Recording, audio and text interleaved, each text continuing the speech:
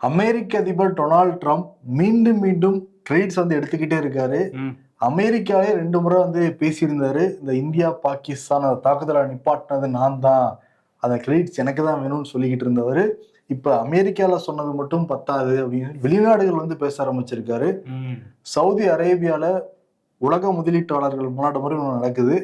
அதுல கலந்துகிட்ட Donald Trump உலகத்தில் இருக்கிற பல்வேறு முதலாளிகள், எலான் மஸ்க் எல்லாம் உட்காந்துருந்தாங்க. உலகத்துடைய நம்பர் 1 பணக்காரர். அவரோட முதலாளியா இல்ல அமெரிக்காவை சேர்ந்த முதலாளியான்னு கேக்குறேன். அந்த மாநாட்டுல பேசுறப்பையும் பாருங்க, இந்தியா பாகிஸ்தான் அந்த வந்து வார் நடந்துட்டு இருந்தது, நான் தான் வந்து தலையிட்டு நிப்பாட்டி வச்சேன், வர்த்தகத்தை வந்து காரணம் நான் காட்டினேன், 2 பேரும் வந்து ஒத்துக்கிட்டாங்க, ஒப்பந்தம் செய்வோம் வர்த்தகம் செய்வோம் வாங்கன்னு உடனே நிப்பாட்டிட்டாங்க.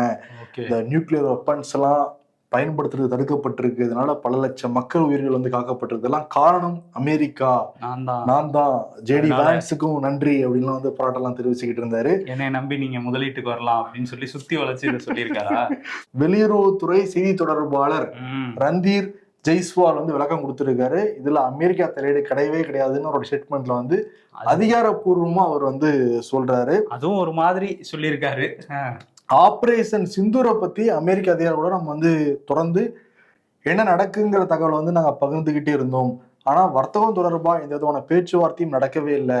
இந்த சீஸ்ஃபயர் ஒப்பந்தம் கூட டிஜிஎம்ஓக்களால வந்து போடப்பட்டதான், பாகிஸ்தானோடைய டிஜிஎம்ஓ கேட்டுக்கிட்டாரு, அதன்படிதான் அந்த ஒப்பந்தம் வந்து போடப்பட்டது, அமெரிக்கா தலையீடு இல்லை அப்படிங்கிறதையும் குறிப்பிடாரு.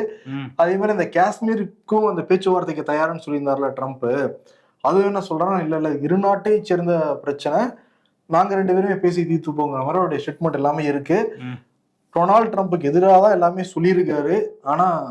ஆனா சொன்ன மாதிரியும் இருக்கு, அதாவது வர்த்தகத்தை பத்தி எதுவும் பேசல, ஆனா 2 நாடு தலைவர்களும் இந்த ராணுவ நிலைமை பத்தி பேசிக்கிட்டாங்கன்னு சொல்லியிருக்காரு.